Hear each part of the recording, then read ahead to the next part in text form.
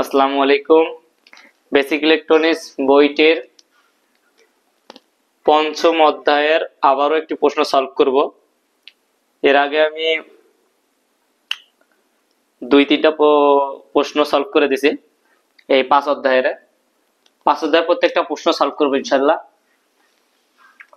তো আজকে প্রশ্নটা হলো চিত্র সহকারে ফুল ওয়েভ ব্রিজ রেকটিফায়ারের গঠন এবং কার্যপ্রণালী বর্ণনা করো। তো আমরা চিত্র সহকারে বলছে, তাহলে আমরা চিত্রটাকে অঙ্কন করি।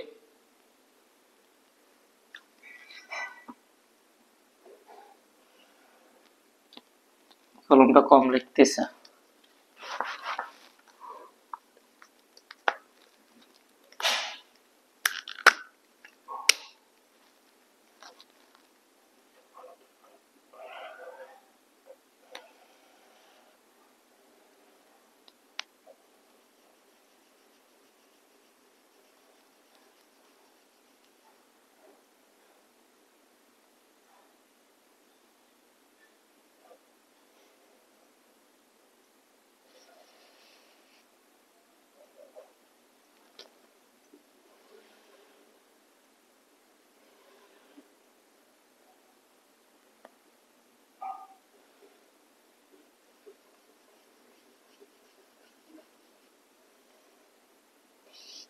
একটি ট্রান্সফরমার অঙ্কন করলাম।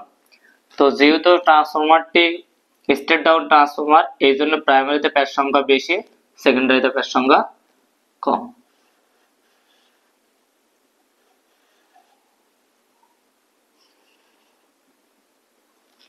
নিলাম। চিত্র অঙ্কনটা দেখেন একটু ভালো করে, তাহলে সুবিধা হবে। আমরা একটা ফোঁটা দিই এখানে, একটা ফোঁটা দিই এখানে।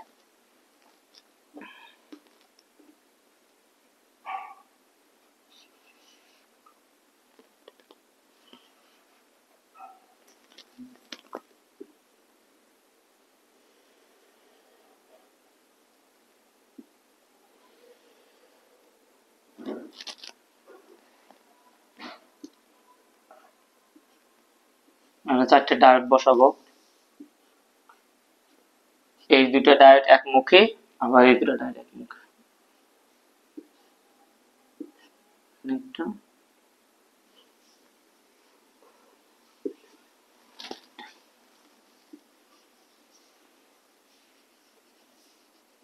এখানে একটা লোড রেজিস্ট্যান্স দেব।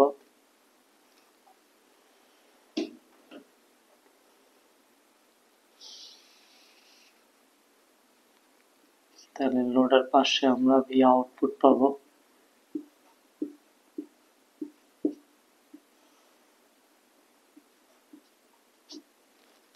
এটা তাহলে কি আর এল।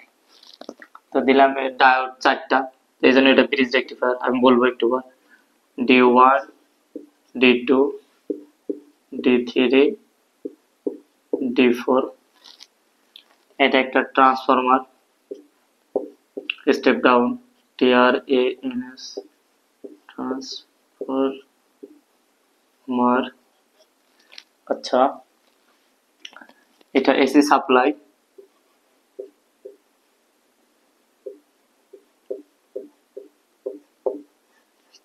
AC supply. এটা প্রাইমারি সাইড,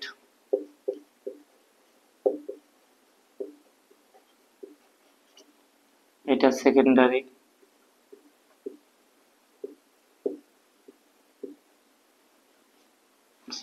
সাইড। এটাই মূলত সার্কিট। এখন একটা ওয়েভ ডায়াগ্রাম অঙ্কন করি।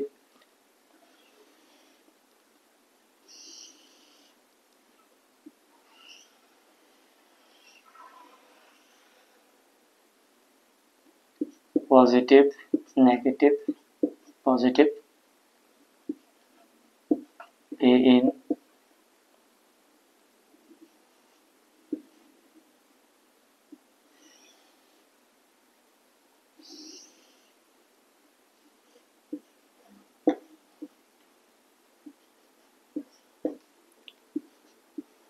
B out।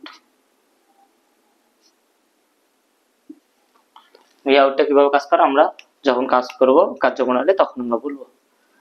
তো মূলত চিত্রটা এইটাই, ফুল ওয়েভ ব্রিজ রেকটিফায়ার। আসলে আমরা একটু গঠন প্রণালী সম্বন্ধে আলোচনা করি, গঠন প্রণালী, তারপরে আমরা যাবো কার্যপ্রণালী। তাহলে প্রথমে হলো গঠন প্রণালী। আচ্ছা, গঠন প্রণালী থেকে আমরা গঠন প্রণালী মানে চিত্রতে যা যা আছে সেটাই হলো মূলত গঠন প্রণালী। তাহলে দেখেন প্রথমে আমরা কি সাপ্লাই দিছি, এসি সাপ্লাই। আর আমরা তো জানি রেকটিফায়ারের কাজ কি, এসি কে ডিসি তে রূপান্তর করবে। তার মানে এর আউটপুটে আমরা 100% কি লোড রেজিস্ট্যান্সটা ডিসি তে পাবো। রেজিস্ট্যান্স কি, ডিসি সার্কিটের মোট বাধাকে রেজিস্ট্যান্স, তাহলে এখানে লোড রেজিস্ট্যান্স, তার মানে এখানে অবশ্যই ডিসি সার্কিট, মানে ডিসি কারেন্ট পাইছি।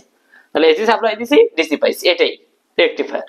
আর ফুল ওয়েভ ব্রিজ, কারণ এটা ওয়েভটা ফুল, আর এই যে ব্রিজ, ব্রিজ মানে চারটা ডায়োড মিলে যে সার্কিটটা গঠিত, সেটাই মূলত ব্রিজ থাকে। তাহলে আমরা এখন একটু গঠন প্রণালীটা শিখি।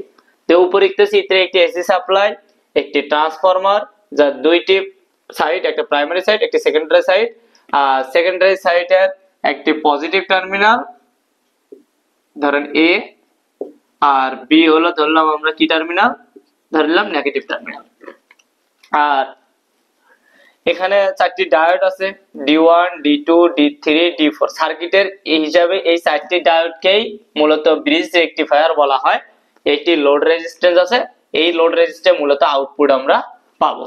একটি ওয়েভ ডায়াগ্রাম নিয়ে আমাদের এই সার্কিটটি গঠিত, এটাই মূলত গঠন প্রণালী। মেইন হলো আমাদের কার্যপ্রণালী, কিভাবে কার্যপ্রণালীটা কাজটা আমাদের করবে এটা আমরা শিখবো।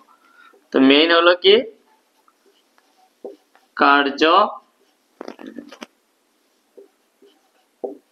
প্রণালী। তো মেইন হলো আমাদের কি কার্যপ্রণালী। তো আমরা কার্যপ্রণালী শিখবো। কার্যপ্রণালী শেখার আগে সবচেয়ে বেশি ইম্পর্টেন্ট যে জিনিসটা বুঝতে হবে, কোন পাশে কারেন্টটা যাচ্ছে। যদি আপনারা এটা বুঝতে পারেন তাহলে অনায়াসে এটা আপনারা করতে পারবেন। খালি বুঝতে হবে কারেন্টটা কোন পাশে যাচ্ছে, তাহলেই হবে। দেখেন আপনারা একবার খালি মনোযোগ দেন, তাহলে ইনশাআল্লাহ সলভ করা সম্ভব। দেখেন এই যে ট্রান্সফরমারটা, প্রথমে প্রাইমারি সাইডে যখন এসি সাপ্লাই প্রয়োগ করলাম, তখন যখন ওয়েভটি কি নিলাম আমরা, এই পজিটিভ ওয়েভ নিলাম, পজিটিভ হাফ সাইকেল। যখন ইনপুটে এসি তে পজিটিভ হাফ সাইকেল প্রয়োগ করলাম, তাহলে কারেন্টটা কোন দিক দিয়ে শো করবে, এদিক দিয়ে না, পজিটিভ দিয়ে। দেখেন আমি যেহেতু পজিটিভ কথা উল্লেখ করছি, তাহলে পজিটিভ দিয়ে যাওয়া শুরু করবে। তাহলে দেখেন আমার কথা মতে যে ইনপুটে AC supply positive half cycle যখন আমরা প্রয়োগ করছি, মানে পজিটিভের ক্ষেত্রে আমরা কিভাবে আউটপুটটা পাবো, এটা পজিটিভ হাফ সাইকেল যখন প্রয়োগ করছি, তখন আগে সবার আগে বোঝেন ডায়োডের ধর্ম কি। আমি এর আগেও বলছি প্রত্যেকটা ডায়োডের ধর্ম হলো একমুখী, যে কারেন্টটা শুধু অ্যানোড থেকে ক্যাথোডের দিকে যাইতে পারবে, মানে এই মোড়া প্রান্ত থেকে সেকেন্ড প্রান্তের দিক যাইতে পারবে, কিন্তু এদিক থেকে এদিকে আসতে পারবে না, বাধা দিবে। কথাটা আপনারা ভালোভাবে বুঝতে পারছেন মনে হয়। তো এই কাজটা আমাদের মূলত এখানে করবে।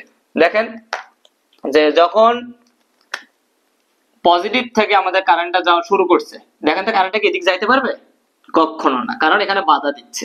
কারেন্টটা কোন দিক দিয়ে চলে যাবে, এদিক দিয়ে। বোঝাই যাচ্ছে কারেন্টটা কোন দিকে যাবে, এদিক দিয়ে, D1 দিয়ে যাবে। যাই দেখেন এখানে এসে কারেন্টটা থামবে, থামার পর কারেন্টটা কি এদিকে যাইতে পারবে, কখনো না, কারণ এখানে আবার বাধা দিচ্ছে। এটা এই মুখটা এদিকে, এদিকে যাইতে পারবে, কিন্তু এদিক থেকে এদিকে আসতে পারবে না। তাহলে কারেন্টের ধর্ম কি, সহজ পথে যাবে। তাহলে কারেন্টটা কোন দিক দিয়ে ঢুকবে, লোডে। তাহলে প্রথমে কি দিয়ে ঢুকলো, কার্যপ্রণালী দেখেন D1 দিয়ে কারেন্টটা গেল, যাওয়ার পর কার ভেতর দেখলো, RL এর ভেতর দিয়ে, কারণ এখানে বাধা দিছে, এখানে বাধা দিল। তাহলে এই দিক দিয়ে কারেন্টটা যাইতে পারলো, তখন তো লোড দিয়ে ঢুকবে, এই লোডের ভেতর দিয়ে ঢুকলো, ঢুকে কারেন্টটা কোন দিক দিয়ে আসলো, এখান দিয়ে আসলো, আসি এই যে সার্কিট এখান দিয়ে যায় এখানে আসলো। আসার পর এখন কাজ কি, দেখেন এটা কিন্তু এদিকেও যাইতে পারবে, এইদিকেও যাইতে পারবে, কিন্তু কারেন্টের ধর্ম কি, পজিটিভ থেকে কোথায় আসবে, নেগেটিভ। তাহলে এদিক যদি আবার যায়, তাহলে তো আবার পজিটিভের দিকে যাবে। তাহলে কোন দিক ঢুকবে এখন, এই D3 দিয়ে ঢুকবে। কোন দিক দিয়ে ঢুকবে, D3 দিয়ে। আপনারা আশা করি বুঝতে পারছেন। এখন D3 দিয়ে ঢুকিয়ে নেগেটিভ হবে, তাহলে RL দিয়ে D3 দিয়ে ঢুকিয়ে তারপরে পজিটিভ থেকে কি হলো, নেগেটিভ হলো। আপনারা বুঝতে পারছেন মনে হয়। তাহলে দেখেন আবার বুঝাচ্ছি, যখন ইনপুটে AC supply positive half cycle প্রয়োগ করা হলো, তখন পজিটিভ দিয়ে কারেন্টটা গেল, যাওয়ার পর তাহলে এদিক দিয়ে কারেন্ট যাইতে পারতেছে, তাহলে এটা শর্ট, কারেন্টটা এদিক দিয়ে গেল, যাওয়ার পর এখন এদিক দিয়েও যাইতে পারবে না, তাহলে এটাও শর্ট। এখন কারেন্টটা কোন দিক দিয়ে যাবে, এদিক দিয়ে যাবে, যাওয়ার পর এদিক দিয়ে আসে এখান দিয়ে ঢুকিয়ে এখান দিয়ে, এখন তো ওদিক তো আর যাবে না, ওদিক গেলে এখানে শর্ট আছে, কোনোভাবে ঢুকতে পারবে না কারেন্ট। তাহলে কারেন্টটা যাওয়া শুরু করে কোন দিক দিয়ে, এদিক দিয়ে, আসি আবার এদিক দিয়ে যাইতে পারবে না, তাহলে এখানে ফিরে আবার শর্ট, তাহলে এখানে কারেন্ট যাইতে পারবে না, কারেন্টটা কোন দিকে ঢুকবে, এদিক দিয়ে, নেগেটিভ। বুঝতে পারছেন আশা করি। তাহলে দেখেন তো এই যে আমাদের তখন এই ডায়োড দুটো কোন কাজ করলো, এই ডায়োডটা আর এই ডায়োডটা কোনো কাজ করে নাই। ডায়োড খেলে কোন ডায়োড দুটো কাজ করছে, D1 আর D3। আশা করি বুঝতে পারছেন। তাহলে এই D1 আর D3 তখন কি বায়াস পায়, এই D1 আর D3 তখন কি বায়াস পায়, ফরওয়ার্ড বায়াস পায়, আর এই D2 এবং D4 তখন কি বায়াস পায়, রিভার্স বায়াস পায়। আশা করি আপনারা বুঝতে পারছেন। তাহলে আমার কথাটা ক্লিয়ার ভাবে আরেকবার বোঝার চেষ্টা করেন। যখন ইনপুটে, এটাই মূলত মেইন কাজ, যখন ইনপুটে এই যে ইনপুটে দেখেন ডি ইন, যখন ইনপুটে এসি সাপ্লাই অর্ধেক হাফ সাইকেল মানে পজিটিভ হাফ সাইকেল যখন প্রয়োগ করা হলো, তখন ডায়োডটা কারেন্টটা এদিক দিয়ে শুরু করলো, এ প্রান্ত দিয়ে কারেন্টটা যায়, এ প্রান্ত থেকে বি প্রান্ত যাবে। তাহলে এই প্রান্ত থেকে কারেন্ট যাওয়ার পর ডায়োডের যে দিক ধর্ম ওদিক দিয়ে যাবে, তাহলে D1 দিয়ে ঢুকবে, ঢুকিয়ে দেখেন কারেন্টটা এদিকে আসতে পারতেছে না, এদিকেও যেতে পারতেছে। তাহলে D1 দিয়ে ঢুকিয়ে RL এর ভেতর দিয়ে আসে, এই পাশে আসে, এই পাশে আসিয়ে D3 হয়ে বি তে যায়, কি হবে, নেগেটিভ হবে। তাহলে এখানে কোন ডায়োড দুটা কাজ করছে, D1 আর D3। তাহলে D1 আর D3 তখন কি ফরওয়ার্ড বায়াস, আর ফরওয়ার্ড বায়াস হওয়ার কারণ এটা কানেকশনে গিয়েছে মানে কাজ করতেছে, এটা ফরওয়ার্ড বায়াস। এই কারণে ফরওয়ার্ড বায়াস মানে যখন কাজ করবে, লোডটা কাজ করবে এই ডায়োড দুটা দিয়ে, তাই জন্য এটা কানেকশনে গেছে, তাই এটা বোঝা যাচ্ছে যে লোডটা কাজ করতেছে D1 আর D3 নিয়ে, এই জন্য এটা ফরওয়ার্ড বায়াস। আর এই দুটো কোনো কাজ করে না, যার কারণে এটা কি বায়াস, রিভার্স বায়াস। বুঝতে পারছেন ইজিলি একদম। তারপরে যখন, তাহলে দেখেন আমরা এখান থেকে কি কি পাইলাম, আমরা এটা একটু লিখবো। তাহলে এখানে একটু ডট ডট দিয়ে নিয়ে আসি, নিচের দিকে নিয়ে আসলাম, নিয়ে এসে আমরা আউটপুট দেখাচ্ছি, এই যে আউটপুট। তাহলে এই আউটপুটে আমরা কি কি পাইছি, কোন ডায়োড দুটো, D1 আর D3 না, তাহলে এখানে আমরা লিখে দিচ্ছি এই যে D1 আর D3, এই দুটো ডায়োড এখানে কাজ করছে। আচ্ছা, তারপরে যখন দেখেন আবার আমরা নেগেটিভ হাফ সাইকেল কি করব, আমরা এবার নেগেটিভ হাফ সাইকেল, যখন নেগেটিভ হাফ সাইকেল প্রয়োগ করছি, দেখেন কোনটে, যখন আমরা এই ইনপুটে নেগেটিভ হাফ সাইকেল প্রয়োগ করছি এই ইনপুটে, তখন কারেন্টটা কোথায়, এই নেগেটিভ যখন যাওয়া শুরু করবে, যেহেতু নেগেটিভের কথা উল্লেখ করেছে, তাহলে নেগেটিভ দিয়ে কারেন্টটা এখন কি করবে, যাওয়া শুরু করবে।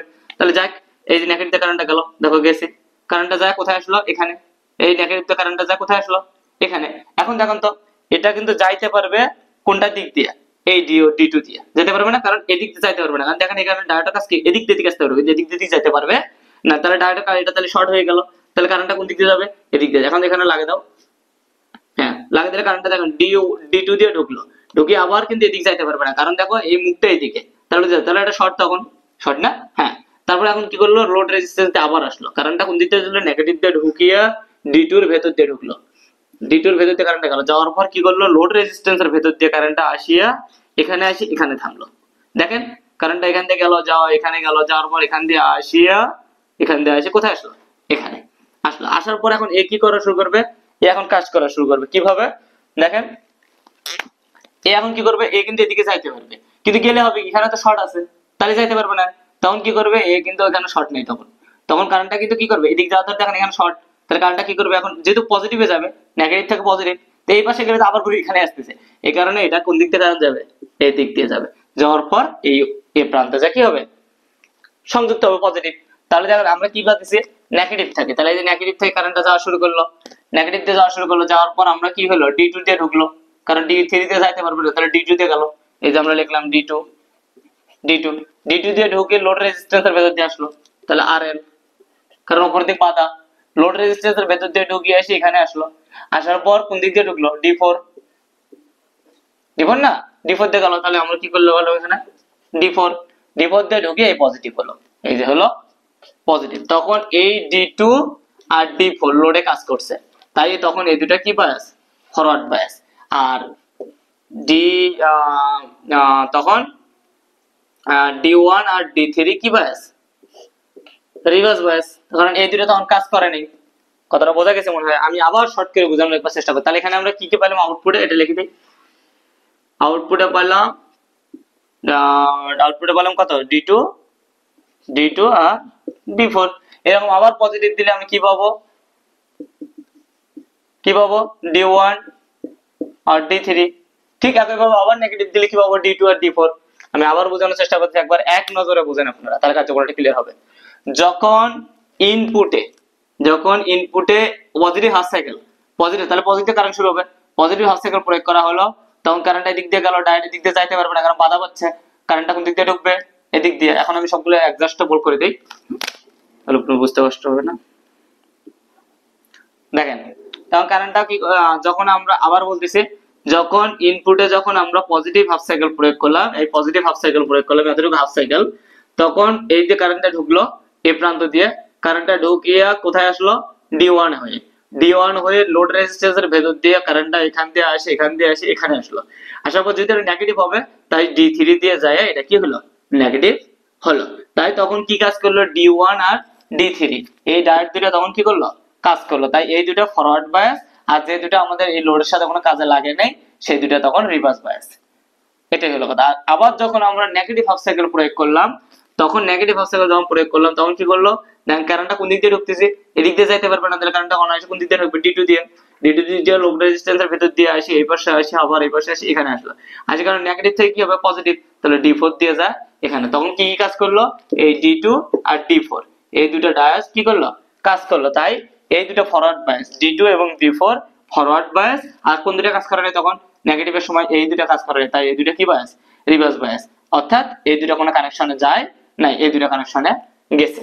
আপনারা আশা করি খুব ভালোভাবে বুঝতে পারছেন। এখানে যতবার আমরা পজিটিভ প্রয়োগ করব ততবার D1 আর D3 কাজ করবে, যতবার আমরা নেগেটিভ প্রয়োগ করব তখন D2 আর D4 কাজ করবে। এইভাবে মূলত এই ফুল ওয়েভ ব্রিজ রেকটিফায়ার কাজটি করে থাকে। আশা করি আপনারা খুব ভালোভাবে বুঝতে পারছেন। যদি লেখা একটু আসলে কলমে কালিগুলো একটু কম ছাড়তেছে, যার কারণে লেখাগুলো একটু বুঝতে কষ্ট হতেছে। এরপরও যদি বুঝতে সমস্যা আবারও বলবেন কমেন্ট বক্সে, তাহলে আমি সুন্দর করে এটা আবার করার চেষ্টা করবো ইনশাল্লাহ। আর যারা যারা আমার ভিডিওগুলো দেখতেছেন, এখানে ইলেকট্রিক্যালের মোটামুটি সব ধরনের ভিডিও পাবেন, মানে ইলেকট্রিক্যাল বইগুলো সব ভিডিও আমি করে দেবো ইনশাল্লাহ। মূলত এটা করার কারণ হলো প্রাইভেট গুলো কমানো। পোলাপান অনেক গরিব পোলাপান আছে যারা প্রাইভেট পড়তে পারতেছে না, তো আমি দেখলাম, এই কারণে আমি এই কাজটা শুরু করছি। তো মূল প্রসঙ্গ হলো যারা এই ভিডিওগুলো বুঝতেছে না তাদের এগুলো দেখার দরকার নেই। আর যারা আমার ভিডিওগুলো বুঝতে পারতেছেন তারা কষ্ট করিয়া আমার পুরো ভিডিওগুলো দেখবেন, ইনশাআল্লাহ খুব ভালোভাবে বুঝতে পারবেন। আর এখানে ইলেকট্রিক্যালের সকল ধরনের আমি প্রশ্ন দিয়ে দেবো, প্রশ্নের উত্তরগুলো করে দেবো। প্রত্যেকটা বই, সার্কিট 1, সার্কিট 2, টিডি, এসি মেশিন, যত বই আছে সবগুলোর প্রশ্ন আমি সলভ করাবো ইনশাআল্লাহ। আর নন টেকের যে সাবজেক্ট গুলো আছে, মানে math 1, math 2, math 3, physics 1, physics 2, chemistry, তারপরে অ্যাকাউন্টিং, এই যে কোশ্চেন যেগুলো আছে এগুলো আমি সুন্দর করে ভাবে প্রত্যেকটা প্রশ্ন আমি সলভ করে দেবো ইনশাআল্লাহ। যদিও বা শুরু করছি বেসিক ইলেকট্রনিক্স বইটা নিয়ে, এটা অনেকে রেপার্ট খায়, যার কারণে এই বইটা আমি প্রত্যেকটা ভিডিও আগে দেওয়ার চেষ্টা করি। আমরা 6 অধ্যায় বন্ধ বা 5 অধ্যায় বন্ধ আগে এটা ভিডিও বানাবো, তারপরে আমরা সার্কিট, বেসিক ইলেকট্রিসিটি এই ধরনের কোশ্চেন গুলো আমরা চাপবো ইনশাআল্লাহ। আর এবারকার যারা মানে বিজয় সালে আসতেছি, মানে ফার্স্ট, থার্ড, পঞ্চম, সপ্তম, তাদের প্রত্যেকটা বইয়ের আশা করি আমি ইলেকট্রিক্যাল ডিপার্টমেন্টের প্রত্যেকটা বইয়ের ভিডিও পাবেন, আর নন টেকের সব ভিডিও পাবেন ইনশাআল্লাহ।